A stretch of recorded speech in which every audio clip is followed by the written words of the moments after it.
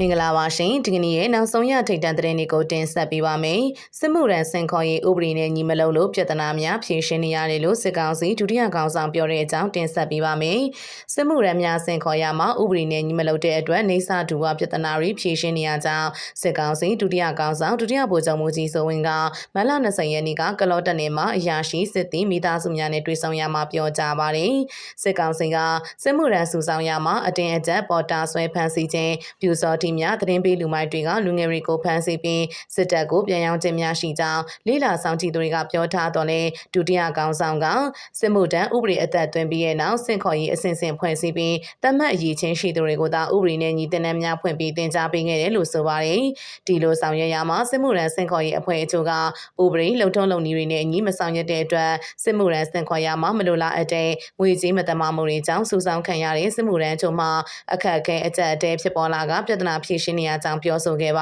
တယ်စစ်မှုရန်ဥပဒေကိုစစ်ကောင်စီတပ်အင်အားတောင့်တင်းအောင်အသက်သွင်းခဲ့ခြင်းဖြစ်ကြောင်းစင်ခေါ်ရေးအဖွဲ့များရဲ့မှားယွင်းတဲ့လှုံ့ဆော်မှုတွေပါကစစ်ကောင်စီတပ်သားများသက်ဆိုင်ရာကိုတင်ပြရင်လူချောင်းတို့ကိုလည်းစစ်ကောင်စီဒုတိယကောင်ဆောင်ကဆိုပါတယ်အဆိုပါတွေ့ဆုံပွဲမှာဒုတိယကောင်ဆောင်ဆိုဝင်ကရွေးကောက်ပွဲလုပ်ပေးမဲ့ကာလကိုစစ်ကောင်ဆောင်ကကမ္ဘာတိကြီးညာခဲ့ပြီးဖြစ်ကြောင်းပါတီကိုယ်စားလှယ်များမဲဆွယ်နိုင်ဖို့ရွေးကောက်ပွဲကျင်းပနိုင်ဖို့အရေးကြီးတဲ့နေမြေတည်ငြိမ်အေးချမ်းရေးစစ်ကောင်စီတပ်သားတွေနဲ့ရဲတပ်သားပြူစောထီတွေအပါအဝင်မိဖက်တွေပေါပြီးလုံခြုံရေးတိုးမြင့်သွားဖို့လူချောင်းတို့ကိုလည်းမှာကြားခဲ့ပါတယ်စစ်ကောင်စီအနေနဲ့စစ်မှုထမ်းဥပဒေကိုပြီးခဲ့တဲ့2024ခုနှစ်ဖေဖော်ဝါရီလမှာအသက်သွင်းခဲ့တာဖြစ်ပြီးစစ်မှုထမ်းနည်းဥပဒေမှာအခုနှစ်ဇန်နဝါရီ23ရက်မှာထွက်ရှိလာခြင်းဖြစ်ပါတယ်စစ်ကောင်စီရေးဆွဲတဲ့စစ်မှုထမ်းနည်းဥပဒေထွက်ရှိပြီးနောက်ပိုင်းစစ်မှုထမ်းစင်ခေါ်ရမှာစာနဲ့စင်ခေါ်ခြင်းတွေကိုပြုလုပ်လာပါတယ်။လက်ရှိမှာစစ်ကောင်စီရဲ့စစ်မှုထမ်းစင်ခေါ်မှုအပတ်စဉ်17ထိရောက်ရှိလာပြီဖြစ်ပြီးရခိုင်တနန်းစင်များမှာစစ်မြေပြင်စေလွတ်ခံရပြီးတည်ဆုံသူတွေရှိနေကြောင်းသတင်းတွေမှာဖော်ပြချက်နေနဲ့တည်ဆုံစစ်မှုထမ်းနဲ့နှိစက်သူတွေပြောပြချက်ရသိရပါတယ်။ဆက်လက်ပြီးမင်းအောင်လှိုင်ရဲ့မဟာအလွဲများဆိုတဲ့အကြောင်းတင်ဆက်ပေးပါမယ်။အာနာသိန်းစစ်ကောင်ဆောင်ဗိုလ်ချုပ်မှုကြီးအဖို့ပြည်တွင်းရေးနိုင်ငံတကာရေးနဲ့စစ်မြေပြင်အခြေအနေတွေကလက်တွေ့ဖြစ်ပျက်နေတာတွေကိုအမှန်တကယ်မြင်နိုင်စွမ်းမရှိဖြစ်လာနေရလို့အစားချေပြီးအေရှားထိုင်းမှာရေးသားထားပါတယ်။ပြီးခဲ့တဲ့ဖေဖော်ဝါရီလအတွင်းမင်းအောင်လှိုင်ကရုရှားသမ္မတဗလာဒီမာပူတင်နဲ့ဘီဂျင်းရှင်ရနိုင်ခွင့်ရရှိလာခဲ့ပါတယ်။ပူတင်ကိုဗုဒ္ဓဘုရားရှင်ရဲ့ပြားရိတ်ဒေါ်လာမင်းကြီးအဖြစ်ပြောဆိုခဲ့ပါတယ်။၎င်းဖို့ဒီလိုအတိတ်တရားဝုဒ္ဓအလင်ကသုံးပြောဆိုခဲ့ရခြင်းကလည်းရည်ရွယ်ချက်ကြီးကြီးမားမားရှိနေပါတယ်။လက်ရှိမှာဗတ်ပေါင်းဆုံးအကြက်တဲကြလာနေတဲ့မင်းအောင်လှိုင်ကရုရှားကဲ့သို့အင်အားကြီးနိုင်ငံတနိုင်ငံရဲ့အတိမတ်ပြုခံရဖို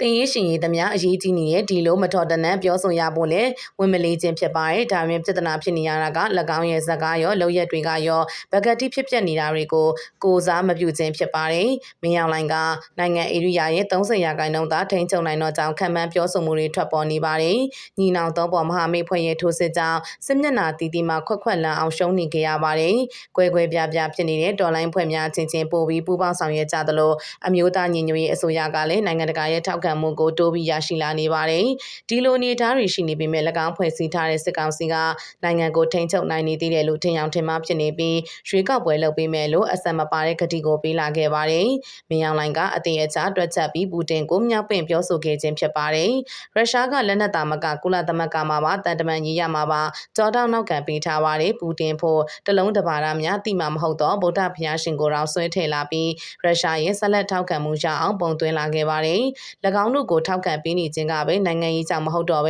ပြားရိတ်ဒေါ်လာတိုင်းဖြစ်တယ်လို့ဆိုလိုခြင်းဖြစ်ပါတယ်။ပူတင်စီကတော့ဆက်ပြီးပူပေါင်းဆောင်ရွက်သွားမယ်ဆိုတဲ့မရီမရအာမခံချက်မျိုးသားကြားခဲ့ရပါတယ်။၎င်းဖို့ယူကရိန်းကသာအရေးကြီးနေပြီးမြန်မာကိုတော့ပါတနာလို့တော့သဘောမထားပဲနေရုပ်တရုပ်ဖြစ်တာယူဆထားပါတယ်။တရုတ်ကအရှောင်းဝယ်သဘောမျိုးနဲ့နားလည်ရခက်တဲ့ဂိမ်းမျိုးကစားနေတဲ့မင်းအောင်လှိုင်ကမော်စကိုကိုသာမလွတ်တမ်းဖတ်တွေထားလိုပါတယ်။တရုတ်က၎င်းတို့ကိုတန်တမန်ရေးနဲ့စီးပွားရေးမှာထောက်ခံမှုပေးထားတော့လဲဟိုဘက်ဒီဘက်မြည်သူပင်အနိုင်ရစေကမှု၎င်းတို့ရဲ့ဩဇာတက်ရောက်နိုင်ဖို့သာအာရုံထားနေပါတယ်။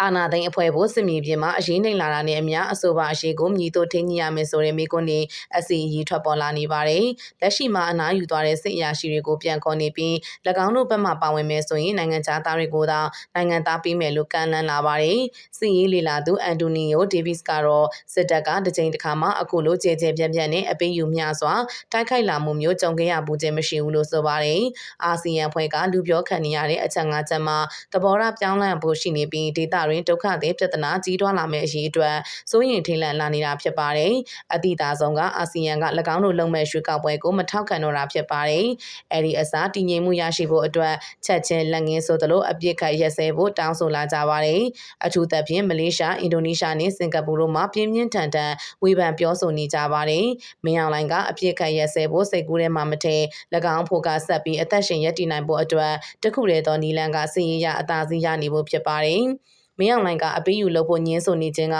နိုင်ငံရေးအတွက်ချက်မှခြင်းမျိုးမဟုတ်ပဲနိုင်ငံအတွင်းအကွဲအပြဲများဆက်ရှိနေစေဖို့ဖြစ်တယ်လို့ဝါရှင်တန်စစ်ကောလိပ်မှပါမောက္ခဇာကာရီအပူဇာကထောက်ပြခဲ့ပါတယ်။ရခိုင်ကလို့ဒေါအောင်ဆန်းစုကြည်ကိုပြန်လွှတ်ပေးခြင်းမျိုးနဲ့စစ်တပ်နဲ့ဒီမိုကရေစီအင်အားစုတွေကြားပြန်ပြီးရင်ကြားစေလာနိုင်မယ့်အလားအလာမျိုးလည်းမရှိတော့ပါဘူး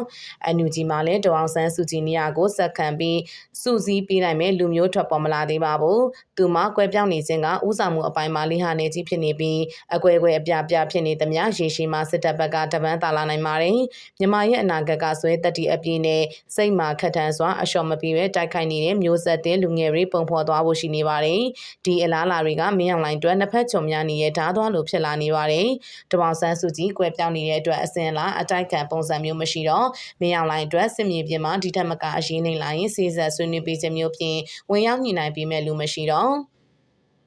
မင်းအောင်လှိုင်ရဲ့အကြက်တဲကရှင်းလင်းစွာတွေ့မြင်နေရပြီဖြစ်ပါတယ်။၎င်းကအနိုင်မရနိုင်တော့တဲ့စစ်ပွဲကိုတိုက်နေသူဖြစ်လာပါတယ်။လက်လွတ်မခံလို့ဖြစ်မလာတဲ့နိုင်ငံတကာအတိုင်းအဝန်ကလည်းဖဲ့ကျင်လာနေပြီး၎င်းရဲ့တရားဝင်အုပ်ချုပ်ပိုင်ခွင့်အတွက်အတိမတ်ပြုခံရဖို့ပိုပြီးအကြက်ရိုက်လာပါတယ်။၎င်းနှစ်ကုန်ပိုင်းမှာလုပ်ပေးမယ်ဆိုတဲ့ရွှေကောက်ပွဲကလည်းလက်ရှိပြဿနာကိုဖြေရှင်းနိုင်ဖို့ဝေးတဲ့ဝေးလာနေပြီဖြစ်ပါတယ်။မော်စကိုမှာကြီးကြီးကျယ်ကျယ်ပြောဆိုလာမှုတွေစစ်မြေပြင်မှာသွေးကြွလာအောင်ပြောဆိုအင်အားပြနေတဲ့စကားတွေကပြည်တွင်းစစ်မြေပြင်မှာတကယ်တမ်းရင်ဆိုင်နေရတဲ့အမှန်တရားကိုဖုံးကွယ်နိုင်စွမ်းမရှိတာကိုတွေ့ရပါတယ်။စစ်တပ်ရဲ့ချုပ်ကင်နိုင်မှုကလည်းပြေရောလာနိုင်မှုနဲ့အတူစစ်ကောင်ဆောင်များဆက်ပြီးရပ်တည်သွားနိုင်ရင်ကလည်းတိုးပြီးချိန်ချောက်ခံလာနေရပါတယ်။ဗိုလ်ချုပ်မူကြီးရဲ့အနာဂတ်ကလည်း၎င်းရဲ့ကြီးကျယ်ခမ်းနားတဲ့စိတ်ကူးရင်အိမ်မက်တွေရှိနေတဲ့ကြားမှာတဖြည်းဖြည်းမရေရာမှုတွေများလာနေပြီဖြစ်တယ်လို့ရှင်းသားထားတာကိုတင်ပြလိုက်ရပါတယ်လို့ရှင်းသားထားပါတယ်။ရခိုင်ကသူလည်းတနိုင်တလောက်တော့လှုပ်သွားပါတယ်လို့အချောက်တိုင်းဘဝင်မြင့်ကပြောဆိုခဲ့တဲ့မင်းအောင်လှိုင်က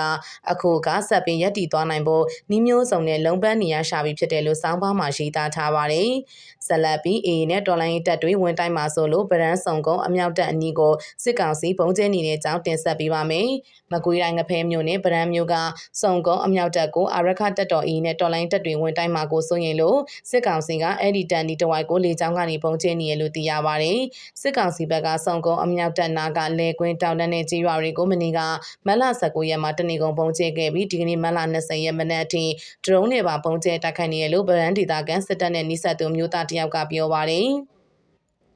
စုံကုန်းမြောက်တက်ကိုအေးနဲ့တော်လိုင်းတက်တွေဝင်တိုက်မယ်လို့သူတို့သတင်းကြားပြီးသတင်းတွေထွက်နေလို့လေရင်နဲ့ပုံကျဲတိုက်ခိုက်နေတာမနေ့ကဆိုမနက်ကနေညနေထိလာကျဲလိုက်နားလိုက်နဲ့ဒီကနေ့မနက်ထိတော့လေရင်နဲ့မကျဲဘူးဒရုန်းနဲ့ကျဲတယ်လို့ပြောပါတယ်စစ်ကောင်စီကအဲ့လိုပုံကျဲတိုက်ခိုက်နေတဲ့အတွက်ဗရန်မြို့နယ်ကတာယာကုန်းမကြီးကန်စနကူးနဲ့ပြန်ကြည်ရွာစတဲ့ကျေးရွာတွေကဒေသခံတွေကအသက်လူပြီးထွက်ပြေးနေရတယ်လို့ဗရန်မြို့နယ်ကဒေသခံမျိုးသားတယောက်ကသတင်းဌာနကိုပြောကြားခဲ့ကြောင်းဖော်ပြပါရှိပါတယ်ရှင်။